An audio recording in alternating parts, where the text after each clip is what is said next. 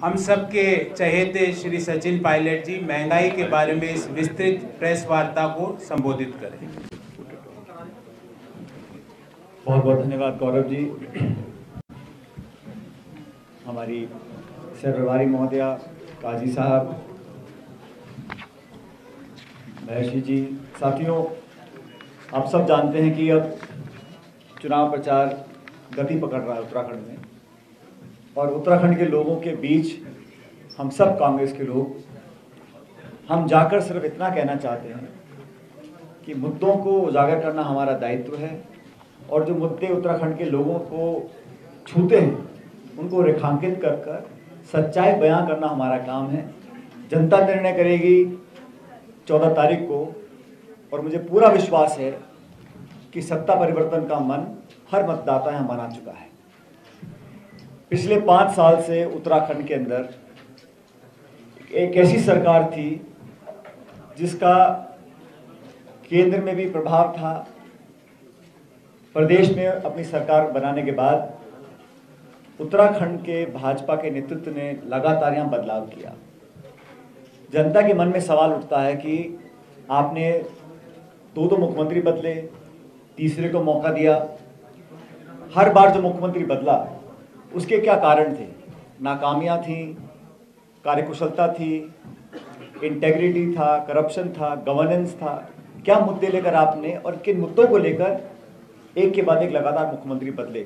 मतलब ना तो सरकार स्थिर रही और जोड़ तोड़ में आपसी खींचतान में समय निकला। बहरहाल पब्लिक को मतलब अपने प्रगति और विकास से है। इन 5 सालों में जैसा कई मुख्यमंत्री बोलते हैं भाजपा की कि डबल इंजन की सरकार है, देहरादून और दिल्ली में लगातार केंद्र में सरकार पिछले 7 साल से भाजपा की है और उत्तराखंड में 5 साल से है। महंगाई एक ऐसा मुद्दा है जिसके बारे में हमसे ज़्यादा यहाँ के स्थानीय लोग जानते हैं।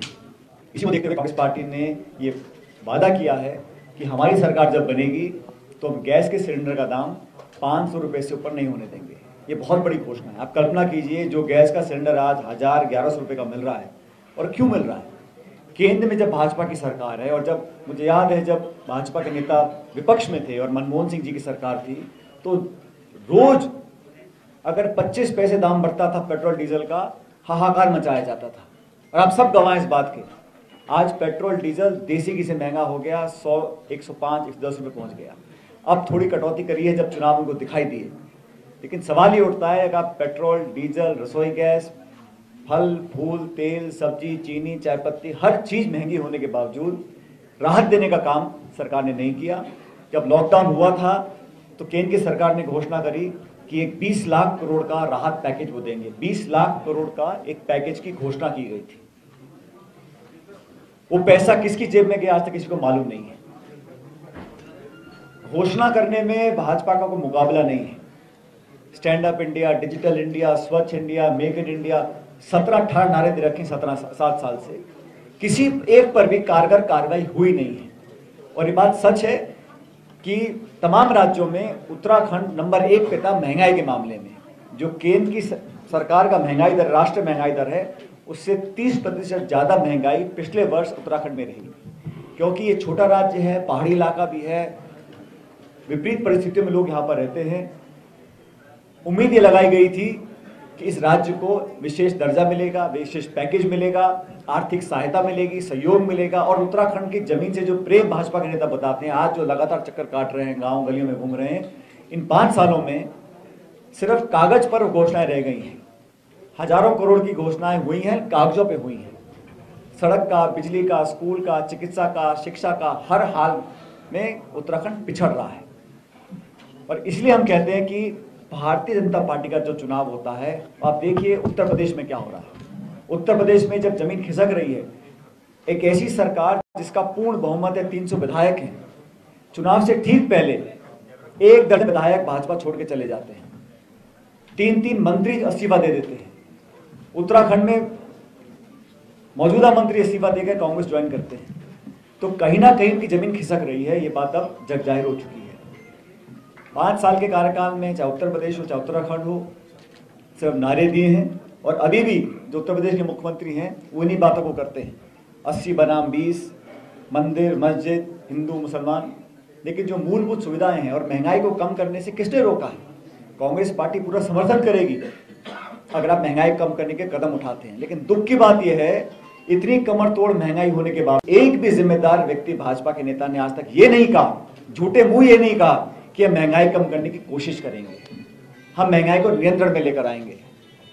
विपक्ष में रहकर आप रोज धरने करते थे और आज आपने एक्साइज हो, वैट हो, कीमतें हो, हर चीज को बढ़ा दिया है और लोगों की आवाज को दबाने का हर वो काम कर रहे हैं। सिर्फ एक सेकंड लूंगा आप लोगों का, जो जासूसी का कांड चल रहा है पेगासस का, इस पर अंतर्राष्ट्रीय की बड़ी बड़ी एजेंसियां बोल रही हैं कि जो हलफनामा दिया गया केंद्र सरकार के माध्यम से सुप्रीम कोर्ट में वो गलत था। पेगासस मामले में जासूसी करी गई है और ये देश की सुरक्षा से खिलवाड़ एक तरह से किया गया है, सिविल लिबर्टीज को लाना गया है। और उत्तर प्रदेश सरकार को तो पूछो मत, उत्तर प्रदेश की सरकार, उत्तर प्रदेश की पुलिस कानून के दायरे के बाहर जाकर काम करने के लिए प्रसिद्ध है, वो ठोको सरकार है। ऐसे लोग जिनके बेटे बच्चों के ऊपर आरोप लगे हैं कि किसानों को कुचला गया है, उनको बगल में उठाया जाता है, उनको बर्खास्त क्यों नहीं किया गया अभी तक? जो आरोप लगे जाते हैं, मोटी चमड़ी बनाकर बैठ जाओ और इंतजार करो कि सुर्खियों से खबर हट जाए ताकि जनता भूल जाए। 700 किसान जिन्होंने आत्महत्या करी है, जिनकी जान चली गई, उनके लिए कौन जिम्मेदार था? एक माफी हाथ जोड़ के मांगनी चाहिए ना देश की जनता के साथ आप बैठ के।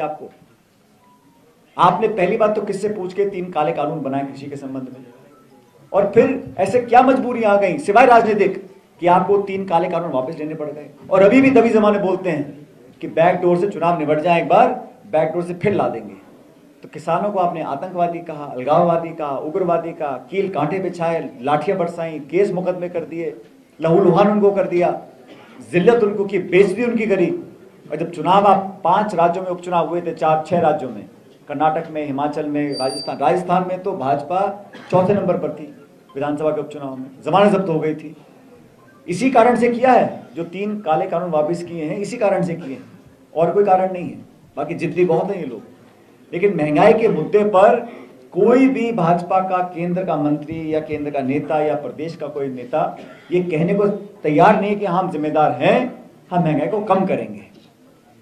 हर मोर्चे पर सरकार फेल हो चुकी है, निवेश लोगों ने करना बंद कर दिया है, और जो खाई है अमीर और गरीब की, ये सबसे बड़ा चिंता का विषय साथियों की करोड़ों ऐसे लोग हैं जो गरीबी रेखा से नीचे आ गए हैं, और जो लोग अमीर थे वो इतने अमीर हो गए गिनती नहीं है।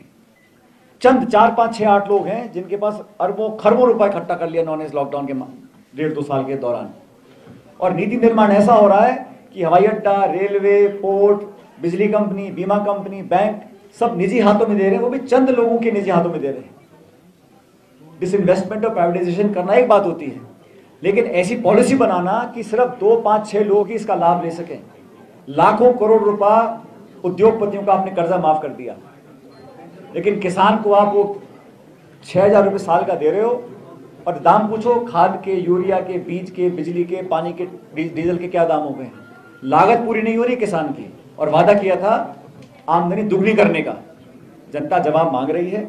उत्तराखंड में हमारी पार्टी का मैनिफेस्टो बहुत जल्द 1-2 दिन में हम लोग रिलीज करने वाले हैं। घोषणाएं हम कर चुके हैं। हम लोगों ने ताकत के साथ, सबको साथ लेकर, एकजुटता के साथ चुनाव लड़ने का मन बनाया है, और जनता इसको पसंद कर रही है।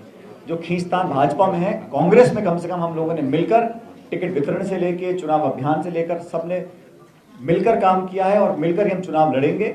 मुझे पूरा विश्वास है कि आज जो हम लोगों ने ये सारी जो महंगाई के मुद्दे साथियों सब जनता जानती है, लेकिन हमारा दायित्व बनता है, हमारा राजनीतिक कर्तव्य बनता है कि हम दोबारा आपको लोगों को इन बारे में बताएं, ताकि पता पड़े कि कहते क्या है, करते क्या है।